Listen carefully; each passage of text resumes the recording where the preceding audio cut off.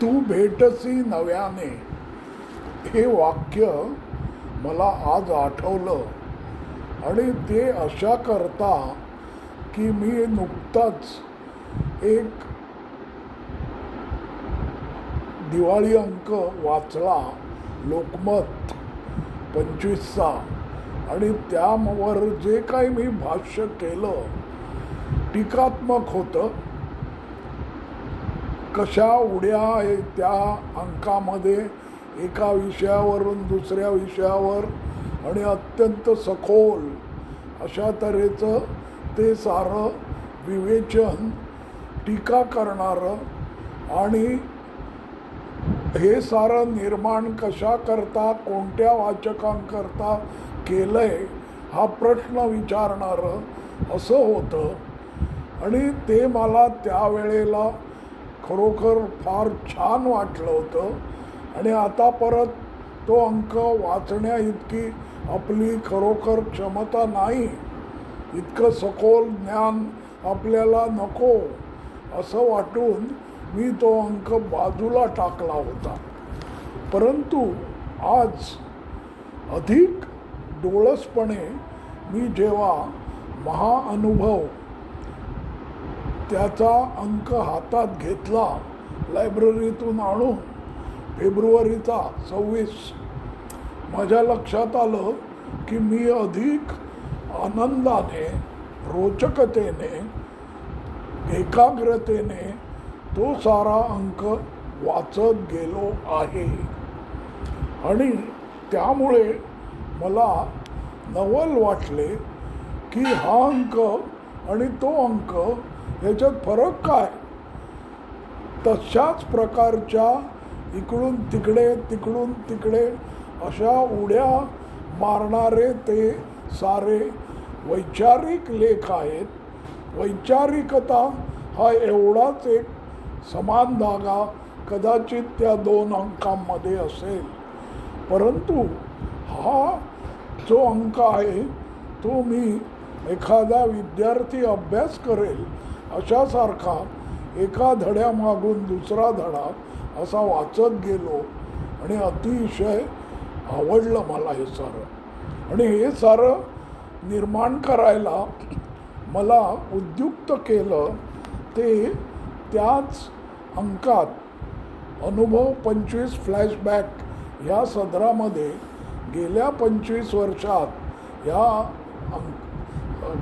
महाअनुभव अंकांमध्ये वेचक वेधक जे आलं त्यातील 3 लेख इथे होते.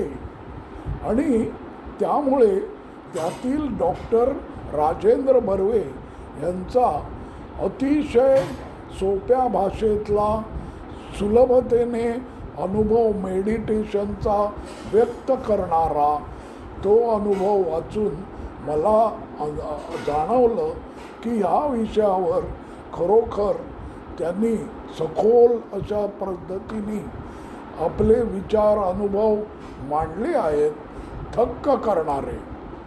त्याच्या उलट मग मी विचार करायला लागलो की वेगवेगळे लेख देखील असेच संपूर्ण वेगळ्याच विश्वात नेणारे असे आहेत. उदाहरणार्थ आडवा छेद हा एक प्रकारे संपादकीय अशा तऱ्हेच्या टिप्पण्या असण्याजोगा तो लेख म्हणजे सांप्रतच्या नुकत्याच घडत गेलेल्या अशा विविध गोष्टींबद्दलचा तो एक तौलनिक असा अभ्यास आहे. त्याच्यामध्ये राज्यात स्पर्धेत देशाची उद्योग वृद्धी हा एक मामला, तामिळनाडूमध्ये भाजपचा शिरकाव कसा होऊ शकतो हा विषय, आणि 10 मिनिटात डिलिव्हरी आणि गिग वर्कर्स यांच्या समस्या ह्यावरचा पुढचा, आणि शेवटचा जे बलात्कार आणि बलात्काराच्या ज्या अनेक घटना आणि त्यातील नंतरचे निष्कर्ष दुखावणारे, या पीडितांना तितकासा न्याय मिळालेला नाही असे व्यक्त करणारे असा तो भाग. कुठे होतो?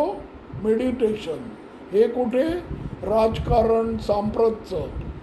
त्यानंतर व्यंगचित्र देखील अशीच मजेशीर परंतु टिप्पणी करणारी, जे काय घडतंय त्याचा बोचकारे काढावेत अशा तऱ्हेचे बरोबर चित्र हा एक भाग झाला.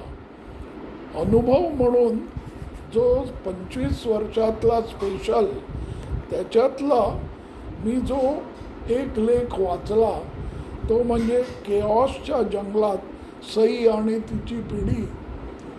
अत्यंत मुक्तपणे असं लिहिलेलं.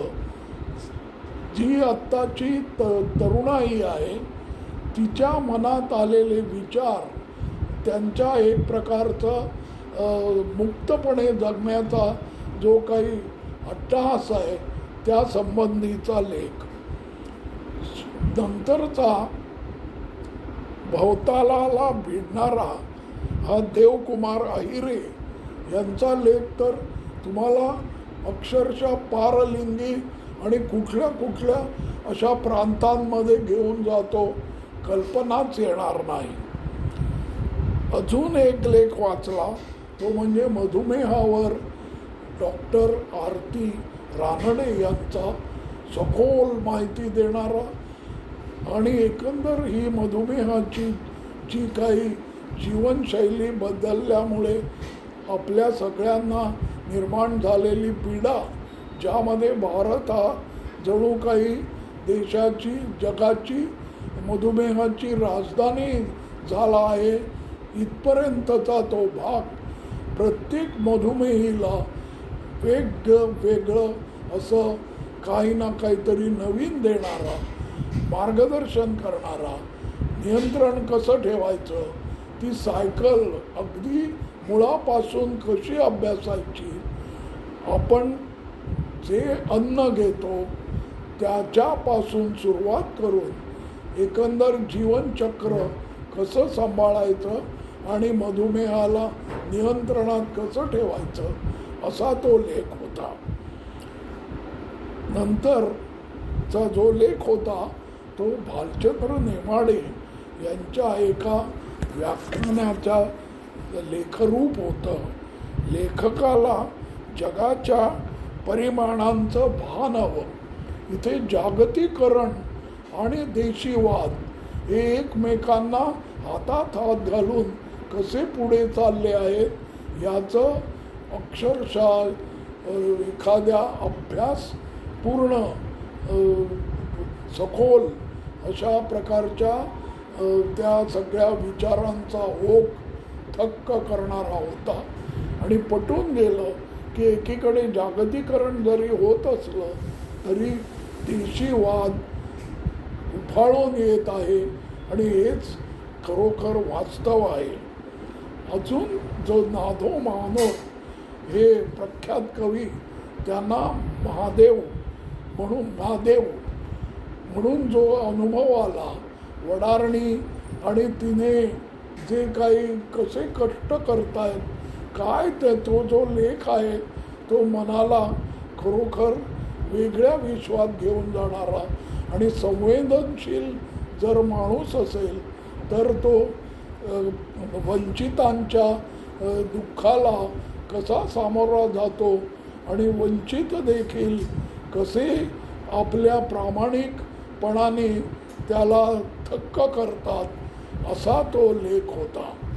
थोडक्यात तू भेटसी नव्याने हे मला का वाटलं की त्या तऱ्हेचंच लोकप्रभा दिवाळी 25 अंकात मला जे आढळलं आणि ज्याला मी नावं ठेवली त्याच प्रकारचा एकंदर गाभा रचना असणारा हा अंक आहे.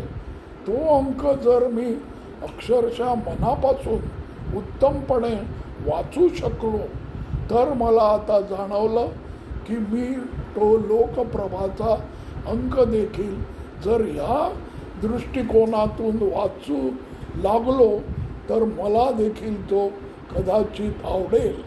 हे खरोखर अक्षरशः 180 डिग्रीज अशा तऱ्हेचं मत असू शकेल. परंतु मला जे जाणवलं आणि हे केवळ तू भेटसी नव्याने या एका वाक्यावरून सुचलेलं हा मुक्त संवाद मी आपल्यासमोर मांडला. आपणही असे वाचन करत जा. हल्ली मासिकं कमी झाली आहेत, पण जी काही उरली आहेत दरमहा येणारी ती जरूर वाचत जा. वैचारिक खाद्य हाच शेवटी आपल्या जीवनाला एक योग्य ती दिशा देणारा असा एक छंद आहे, हे ध्यानात ठेवा. धन्यवाद. मी सुधाकर नातू.